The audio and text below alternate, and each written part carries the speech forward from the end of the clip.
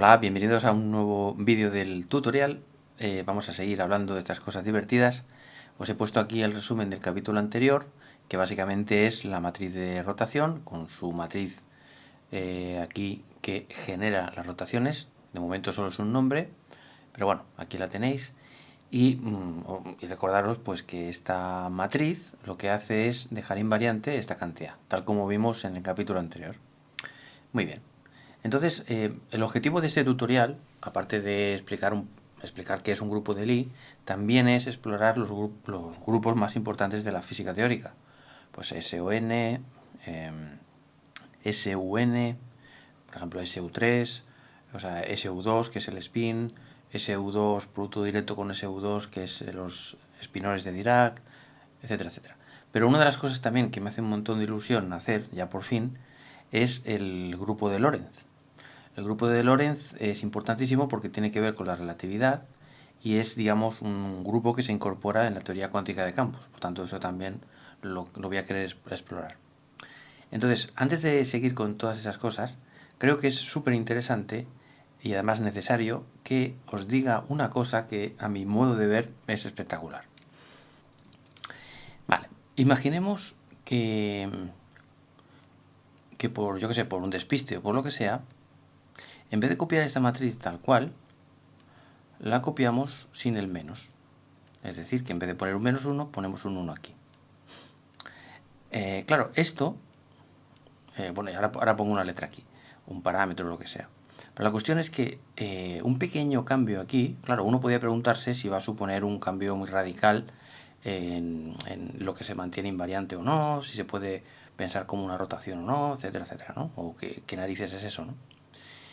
Bueno, pues, bueno, déjame poner aquí otra letra que no sea teta, porque esto no tiene por qué ser una rotación. Bueno, en cierta manera lo es, pero una rotación un poco divertida. Pero claro, esto no es exactamente esto, por lo tanto, esto no lo podemos interpretar como un ángulo estrictamente dicho. Y entonces, pues esto no va a ser una rotación, ya os lo aviso. Así que le pongo el símbolo que normalmente se le pone a esto. De momento da igual cómo le llame, lo importante es que le llamo de otra manera. Bien, pues esto de aquí, os puedo decir que va a tener su magnitud invariante, una cosa súper divertida, que es... vale, a ver. Bueno, hacemos una cosa. Es que para poner esto bien, tengo que definir unas cuantas cosas y como si las defino así, sin venir a cuento, va a parecer que es un poco artificial. Por lo tanto, prefiero dejar aquí un hueco para rellenarlo después, ¿vale? Pero lo importante es que va a ser una cosa parecida a esta, pero lo bonito es que esto tiene que ver con la relatividad especial de Einstein. Efectivamente, efectivamente. O sea, simplemente con cambiar un signo aquí y poner este generador, tenemos una teoría completamente diferente, o bueno, más que teoría, perdón, un grupo completamente diferente que es el responsable de las simetrías de la relatividad. ¿Vale? Esto es la hostia, esto es la hostia. Entonces, ¿por qué hago un parón en el camino y no sigo haciendo rotaciones en n dimensiones, etcétera, etcétera? Bueno, no lo hago porque es que es muy importante que introduzca el concepto de métrica, que no he hablado de ella y tengo que hablar. La métrica está, digamos, asociada a lo que se llama espacio dual o representación dual y tal. Bueno, ya diré esas palabrillas lo que significan. Lo importante es que hay un concepto nuevo que tengo que explicar, que es la métrica, porque esto de aquí no es la forma más general posible de representar una magnitud invariante. Hace falta meter una cosa que se llama métrica, pero claro, si la pongo así a saco, pues claro, no va a quedar un poco artificial. Entonces este ejemplo me va a servir fantásticamente bien para introducirla de forma natural. Entonces, si os apetece, me acompañáis en la aventura de ver que efectivamente esto reproduce la relatividad. Por supuestísimo, podríamos haber partido como en el ejemplo anterior, como en el capítulo anterior, que partimos de la magnitud invariante y encontramos las transformaciones. O sea, aquí también, de hecho, se hizo así en su momento. Teníamos la transformación que daba la relatividad especial y a partir de ahí se encontraban las matrices que dejan invariante eso, ¿vale? Eso es el camino natural. Pero para divertirnos un poco, pues vamos a hacerlo al revés para que veáis que, bueno, también es posible. Es decir, que si uno por lo que sea no tiene un día muy inspirado, pues puede decir, oye, mira, voy a probar unas cuantas matrices a ver si reproduce lo que yo quiero, ¿no? O crear nuevas transformaciones divertidas. Muy bien, pues vamos a hacer esto. Entonces voy a hacer aquí un poco de hueco y vamos a apuntar esto para que no se nos olvide, que vamos a juguetear con esta transformación 0, 1, 1, 0. Genial. Y vamos a ver qué hace este bicho. Vale. Bueno, por definición, esto transforma, claro, estamos en un mundo de dos dimensiones, por lo tanto transforma dos objetos, ¿no? Vale. ¿Cómo llamamos a esos objetos? A ver, si os parece, por razones que se verán evidentes de aquí un ratito, lo suyo, en vez de llamar x1 y x2, lo suyo es llamarlo x0, x1. ¿Vale? En vez de 1 y 2, 0 y 1. Y además también va a ser muy muy importante que los subíndices, bueno, en vez de ser subíndices, pues sean superíndices, es decir, que estén aquí arriba. Esto, que podría parecer un capricho, no lo va a ser, ¿vale? O sea, digamos que lo único que he hecho es simplemente cambiar de notación, ya está, pero nada más, ¿vale? Perfecto. Entonces, claro, ante una transformación, pues pasaremos de este par de señores, o sea, es decir, pasaremos de los señores sin transformar a los señores transformados aplicando esta matriz. Uy, me ha quedado esto muy... Bueno, déjame poner así a ver qué pasa. Vale. ¿Vale? Pues la misma historia. Esto es exactamente igual que antes. Tenemos un vector en un mundo de dos dimensiones, le aplicamos una matriz, antes era la de la rotación y ahora es esta desconocida, y obtenemos estos señores. Muy bien. Entonces, vale, vamos a construir esta matriz de forma explícita haciendo lo mismo que hicimos el otro día, que es diciendo, bueno, ¿esto exactamente qué es?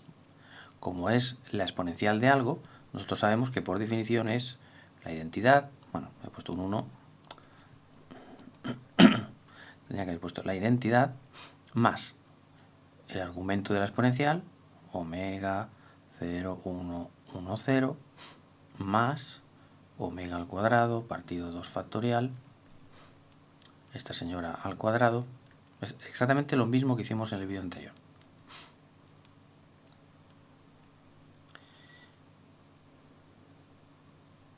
Etcétera, etcétera, hasta el infinito y más allá. Lo que pasa es que esta matriz es muy divertida y muy facilona, porque vamos a ver que el producto de esta matriz por ella misma da la identidad. Fijaos.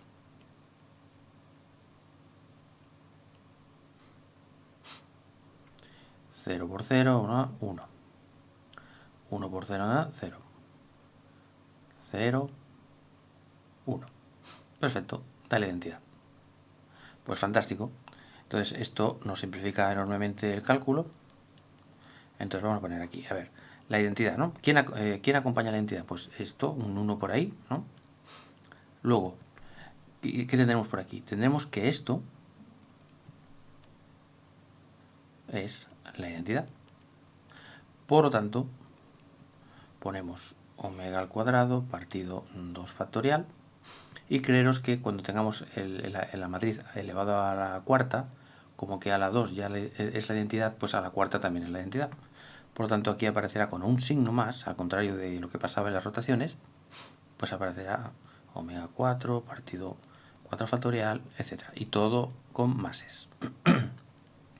Y esto, pues multiplicando a la identidad. Muy bien. Y luego aparecerá, pues, una omega, que está multiplicando esta matriz. Ahora la pondré. Luego tenemos omega 3 partido 3 factorial. Atención, claro, aquí pone esta matriz elevado a 3, pero si elevado a 2 es la identidad, pues ya veis que a la 3 pues va a ser la identidad por ella misma, por lo tanto va a quedar pues esta matriz. Estoy yendo rápido porque ya visteis el otro día Bueno, lo pongo. Ya visteis el otro día que cuando una matriz elevada a lo que sea da o la identidad o ella o menos ella y tal, las cosas se simplifican muchísimo. Pues a la 3 da ella misma. Y si seguimos haciendo estas cositas, todo con máses, pues vamos teniendo todo esto y todo esto estará multiplicado por la matriz 0, 1, 1, 0. Muy bien. Entonces, ahora tenemos que identificar esto.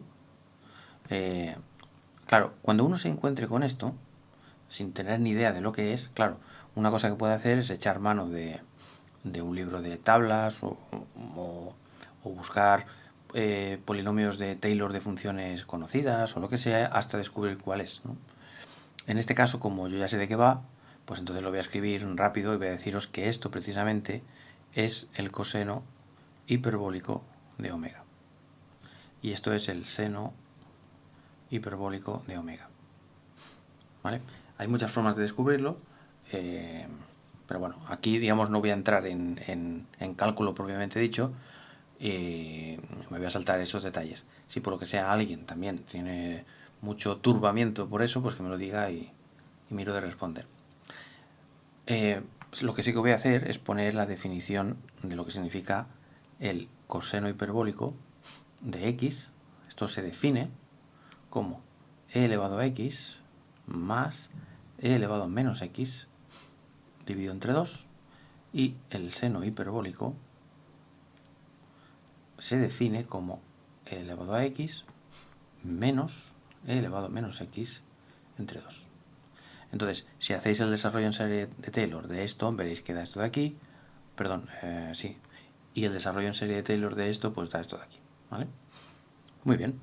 Por lo tanto, tenemos que nuestra matriz de, entre comillas, rotación, que no lo es, pues va a ser, déjame poner CH para simplificar, muchas veces se pone en vez de cos h, pues se pone CH directamente para escribir más rápido, coseno de esto por la identidad, más SH por lo otro. Entonces, aquí ponemos la identidad más esta matriz. Perfecto. Entonces, si multiplicamos el coseno por la identidad, el seno hiperbólico por esta cosa y lo sumamos, pues esto va a dar el coseno hiperbólico de omega en la diagonal, y en la antidiagonal, o como queréis llamarle, pues el seno hiperbólico de omega, seno hiperbólico de omega. Genial. Pues ya tenemos nuestra matriz, que la voy a apuntar aquí.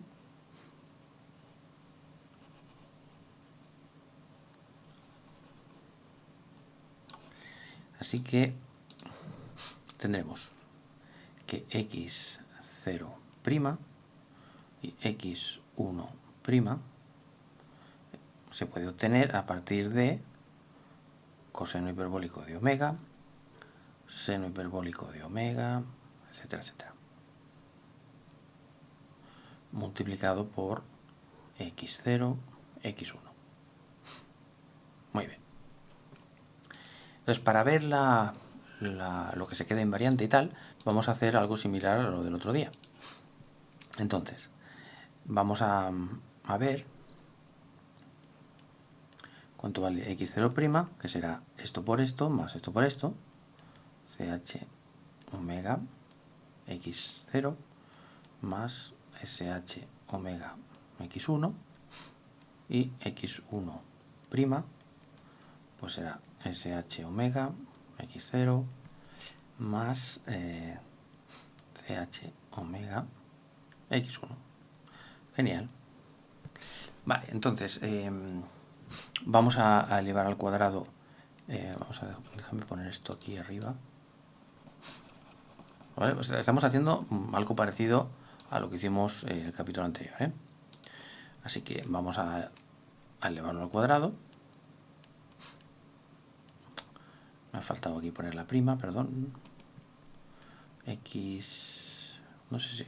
hay gente que pone aquí primero la prima y luego el 0. Bueno, iremos viendo a ver qué es lo que nos gusta más. Bueno, pues esto al cuadrado será el cuadrado del primero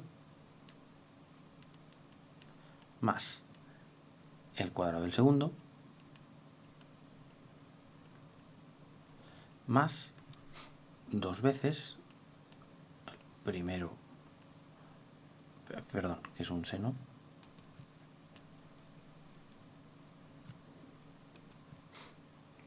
veces el primero por el segundo, y x0 y x1. Genial. Ahora vamos a x'1, pero al cuadrado. Y la misma historia. Seno hiperbólico al cuadrado, x0, por cierto, se me ha olvidado el cuadrado aquí. Estoy un poco despistado, ¿eh? Y eso que acabo de empezar. ¿Vale? Porque es el cuadrado del primero más el cuadrado del segundo. Sorry. Más el cuadrado de este señor por este señor al cuadrado más, y veamos, tenemos la misma historia que esto, sí, ¿no? Porque tenemos tal, correcto. O sea que es esto, exactamente. Muy bien. Entonces vamos a ver aquí qué tenemos. A ver, si nosotros hiciéramos como en las rotaciones, es decir, que sumáramos, o sea, recordad que en las rotaciones habíamos visto que x1 al cuadrado más x2 al cuadrado era la magnitud invariante. ¿Vale? Pero fijaos que si nosotros sumamos estos dos cuadrados y sacamos factor común esto, va a quedar ch al cuadrado omega más sh al cuadrado omega, ¿vale? Al sumar este más este. Pero esto, al contrario de lo que pasaba con el ejemplo de rotaciones, que en las rotaciones teníamos coseno al cuadrado, seno al cuadrado, esto es 1, que era lo que deseamos. En este caso, esto no es 1. Vale, entonces sumar no es algo que nos guste. O sea, eso no va a dar 1. Pero resulta que el coseno hiperbólico y el seno hiperbólico cumplen que si los restamos, sí que da 1. Curiosísimamente. Entonces, para que no quede así un poco sacado de la manga, lo vamos a demostrar en 3 segundos un momento para que veáis que no me lo estoy inventando. Vamos a ver. Acordaos que el coseno lo hemos definido, bueno, no yo, sino estamos todos de acuerdo desde hace ya un par de siglos, que el coseno hiperbólico se define así. Muy bien, esto es el coseno, entonces lo llevamos al cuadrado. El seno hiperbólico, perdón, menos. El seno hiperbólico es e elevado a x menos e elevado a menos x. Y vamos a ver qué da esto. Bueno, de momento tenemos 2 elevado a 2 y 2 elevado a 2 que sacamos factor común, por lo tanto será un cuarto. Esto lo sacamos factor común y tendremos el cuadrado del primero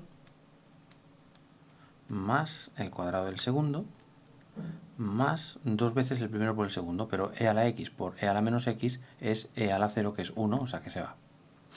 Muy bien, esto sería este cuadrado. Ahora vamos a poner un menos, otro paréntesis, será el cuadrado del primero más el cuadrado del segundo menos 2 veces el primero por el segundo, que nuevamente da 1, por tanto ya lo tendríamos. Y aquí tenemos e a la 2x menos e a la 2x se va, e a la menos 2x menos e a la menos 2x también se va, y queda 2 menos menos 2, es 4, entre 4, 1. Por lo tanto, efectivamente, esto da 1. O sea que lo que tenemos que hacer aquí es no sumar, sino restar. Muy bien. Entonces, si hacemos x'0 al cuadrado menos x'1 al cuadrado va a ser igual a coseno hiperbólico al cuadrado menos seno hiperbólico al cuadrado 1, factor común esto. Muy bien. Y ahora hacemos la misma historia, que esto será, en vez de cos cuadrado menos seno al cuadrado, fijaos que es seno al cuadrado menos coseno al cuadrado, o sea, justo al revés de esto. Por lo tanto, en vez de dar 1, esto va a dar menos 1.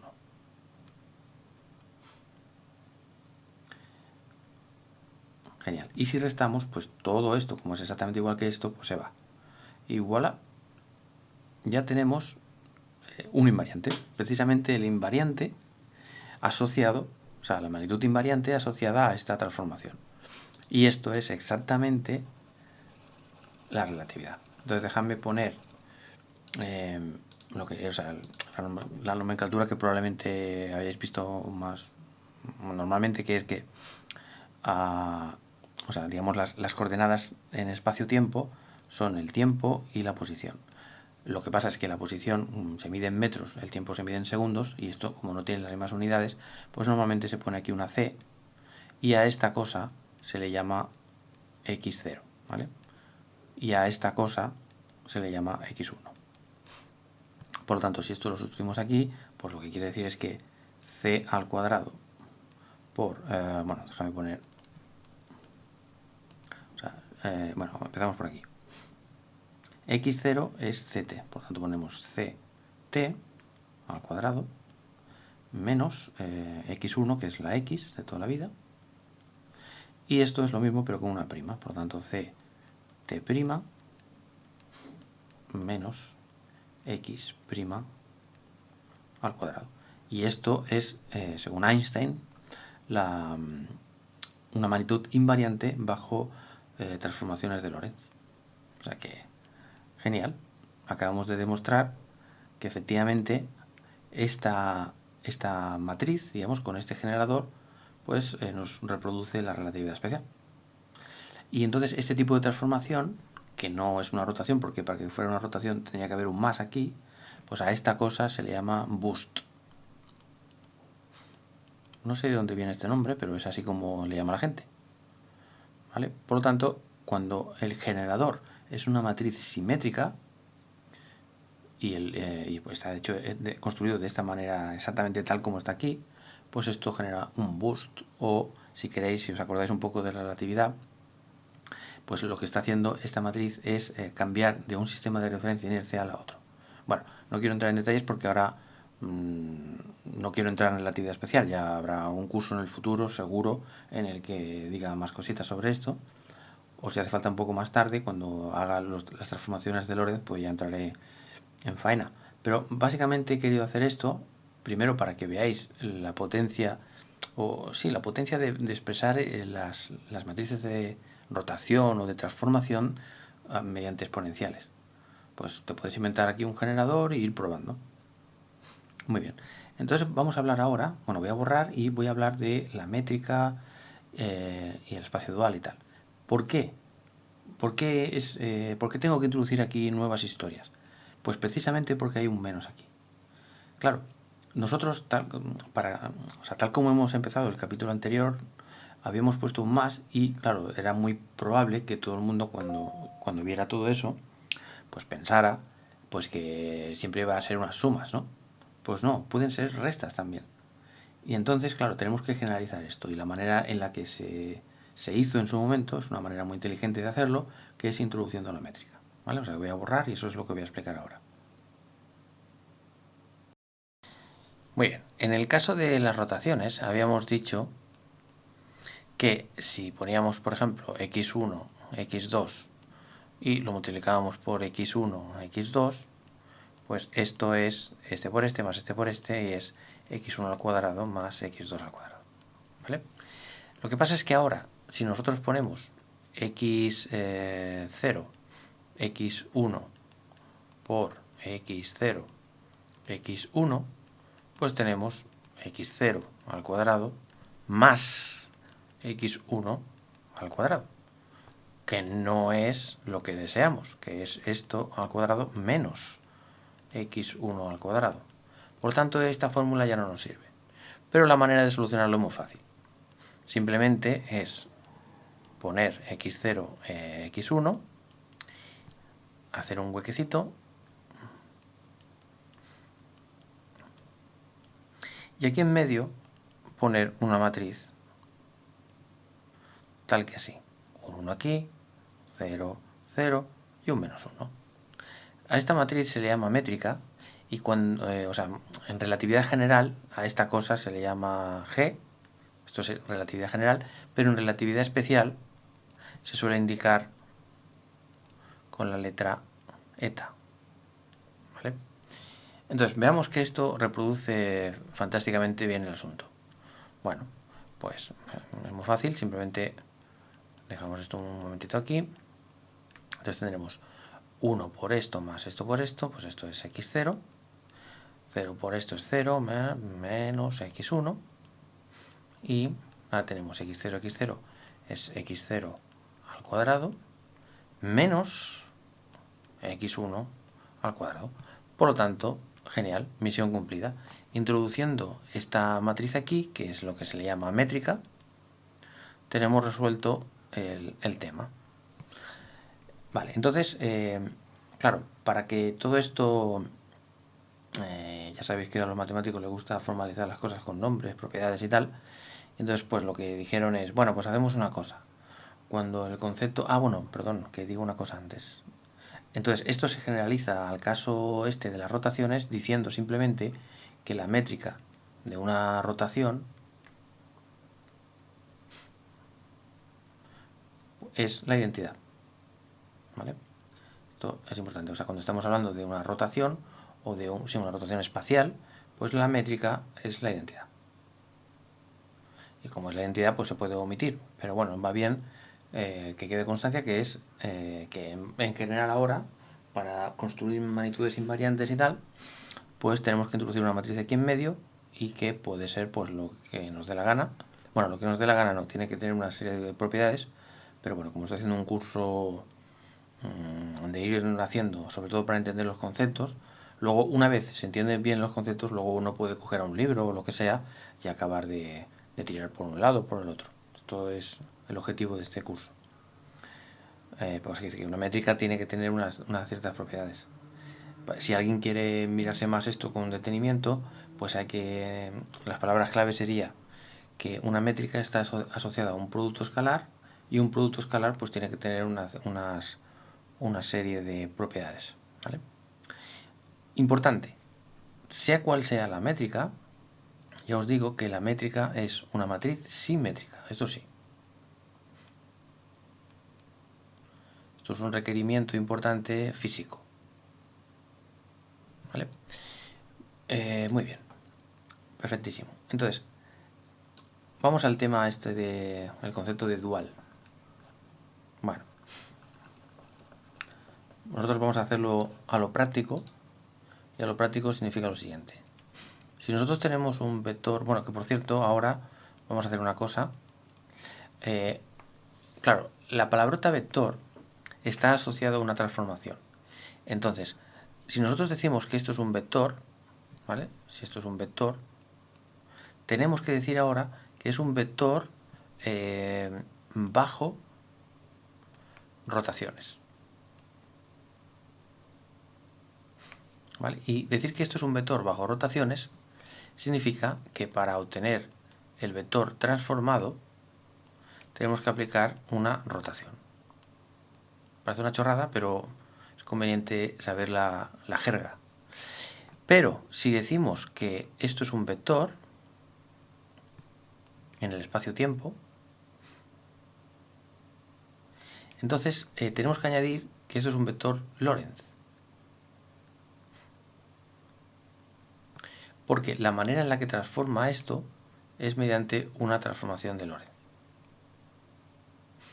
¿Vale? Por tanto, a partir de ahora, cuando nos digan la palabrota vector, pues al profesor o a la persona que esté hablando le tenemos que decir, perdona, vector pero bajo rotaciones o vector bajo transformaciones de Lorentz. O vector bajo una transformación unitaria.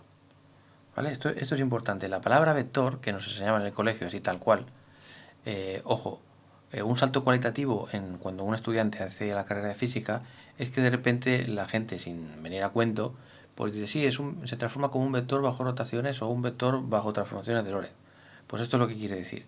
A un bicharraco de n dimensiones le llamaremos vector con un apellido, digamos, ¿no? Lorentz o vector rotacional o no sé cómo queréis llamarle a esto, y viene asociado a esto.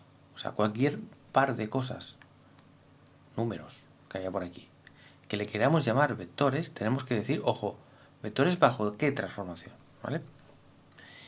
Muy bien, pues entonces, como iba diciendo, nosotros ahora tenemos un nuevo vector Lorentz, digamos, una nueva historia aquí, que tiene ese invariante. Entonces, lo que vamos a hacer es definir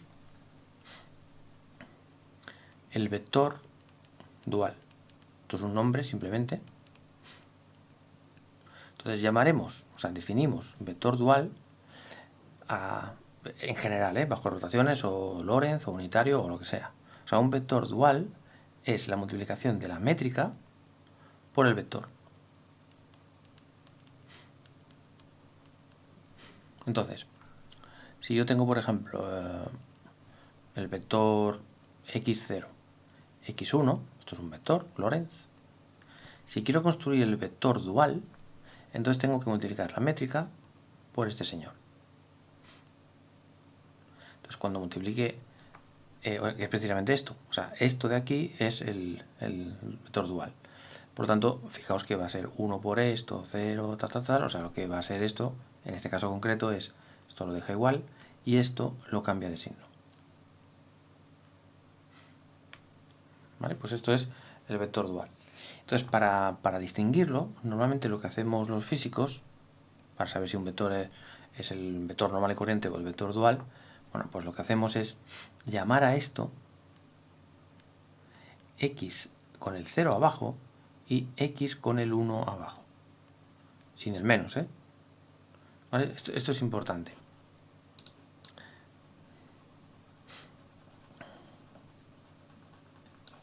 Entonces, perfecto.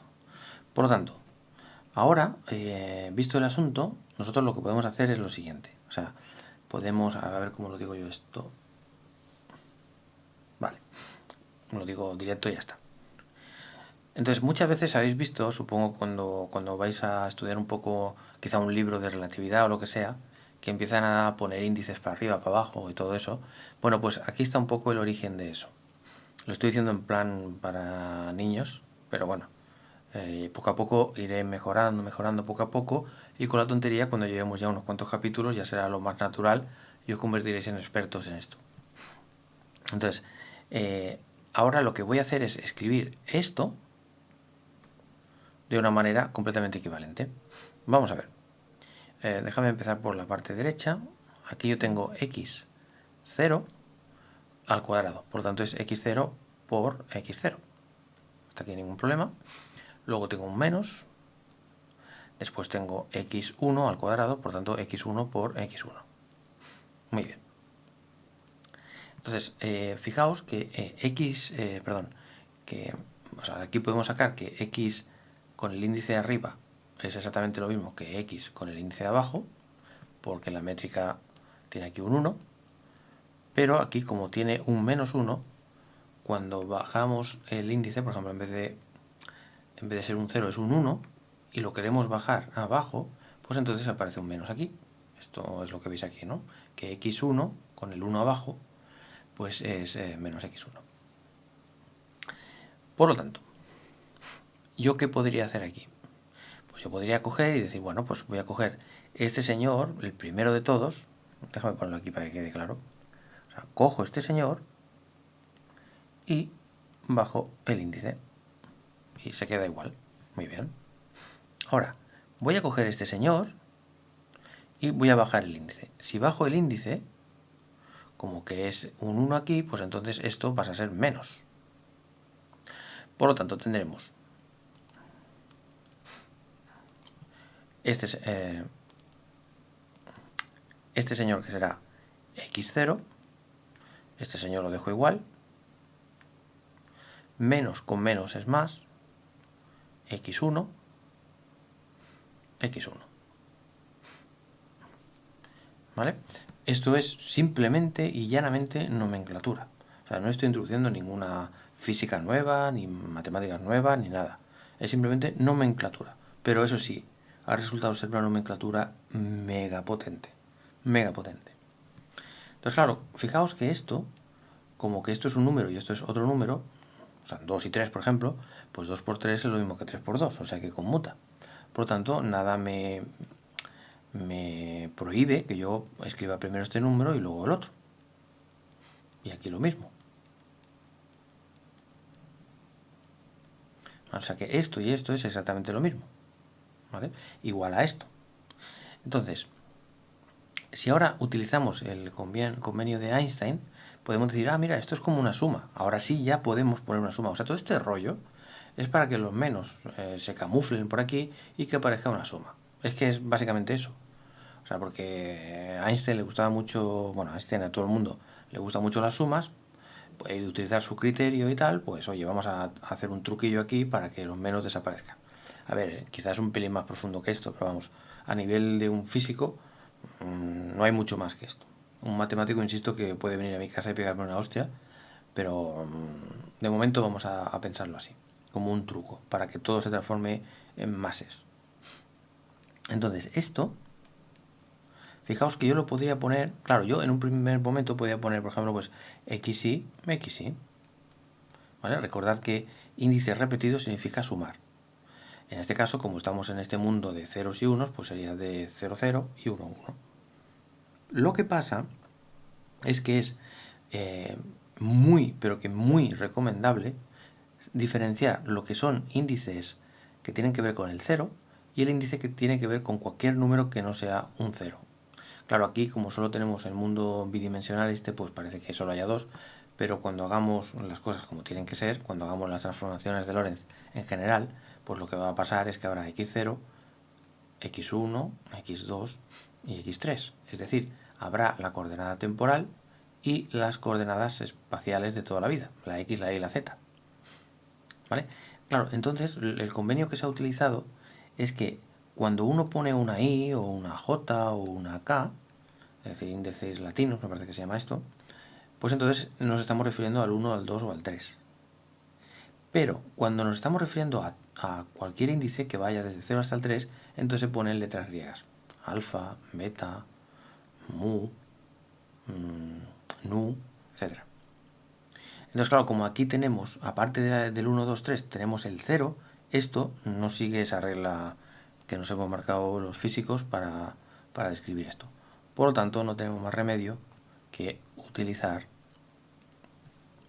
pues, por ejemplo, mu, mu, por ejemplo. ¿Vale? Entonces, esto significa esto, o esto, o esto. Es lo mismo. ¿Vale?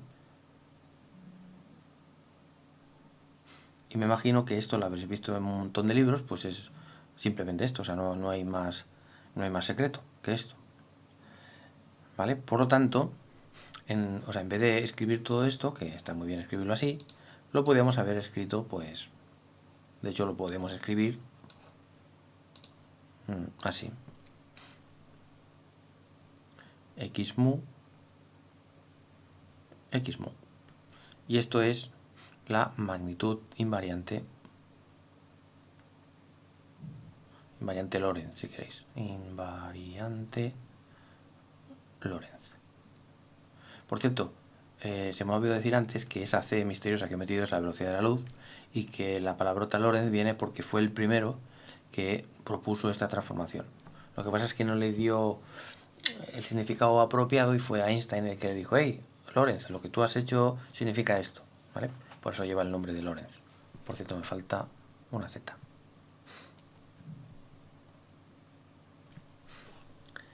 Muy bien.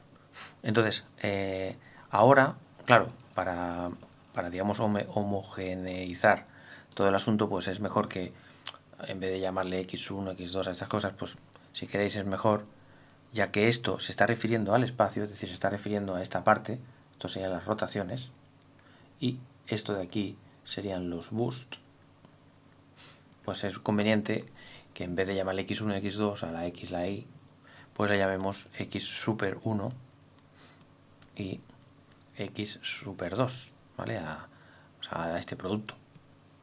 Y podemos perfectamente utilizar la misma métrica, porque fijaos, si nosotros ahora estamos hablando, imaginaos que por un momento hablamos de una coordenada temporal y dos coordenadas espaciales, la x y la y, ¿vale? Pues entonces, supongo que estaréis de acuerdo conmigo que la métrica ahora, pues será un 1 para la componente temporal, y así como en la componente espacial habíamos puesto un -1, pues como aquí hay otra componente espacial, pues será otro -1. Es decir, esto es, digamos, la métrica si trabajamos con dimensión 1 más 2, que se llama una temporal y dos espaciales. ¿Vale? Correcto. Perfecto. Por lo tanto, ya está. Es decir, que si por ejemplo nosotros tenemos esto, pues tenemos que tener en cuenta que si por lo que sea quisiéramos bajar uno de los índices, pues entonces si queremos, por ejemplo, de estas dos, o sea, de estas x1, a ver, aquí tenemos x1 al cuadrado, por tanto tenemos x1, x1, y aquí tenemos x2, x2. Si por lo que sea queremos bajar los índices, pues entonces, claro, como es una componente espacial, pues entonces será menos x1, x1, y aquí menos x2, x2. ¿Vale?